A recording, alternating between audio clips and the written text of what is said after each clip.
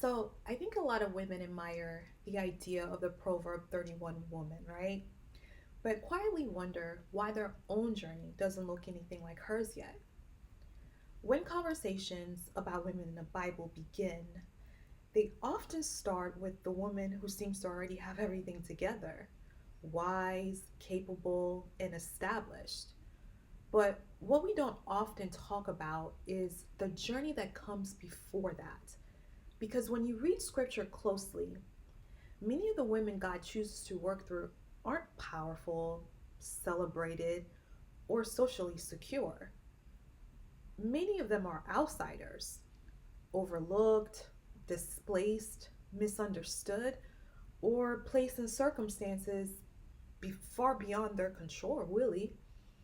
And yet, again and again, God meets them there. So, as we enter Women's History Month, I wanted to begin a short series where we take a deeper look at some of these women in the Bible, not simply as historical figures, but as real people navigating fear, uncertainty, waiting, failure, and faith, much like we do today. The series explores how God works through those society often overlooks and how alignment with Him, not status, reputation, or power, but alignment with Him, ultimately shapes the direction of a life. I'm approaching this not from a place of having all the answers, but from the perspective of a woman still on her own personal journey with God. I mean, I'm still learning, growing, and trying to understand scripture while I'm navigating life as a daughter, a wife, a sister, a mother, a working professional, and just simply a woman trying to remain spiritually whole in a very superficial world. The more I read the scripture, though, the more I realize that the stories of women in the Bible aren't really about perfection or achievement, though.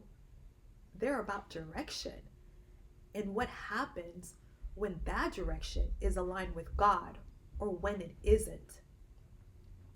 Over the next several weeks, we'll walk through stories of women many who would have considered outsiders, women like Hagar, Rahab, Ruth, and Tamar, and see how God saw them, called them, and worked through their lives in ways that ultimately moved his story forward.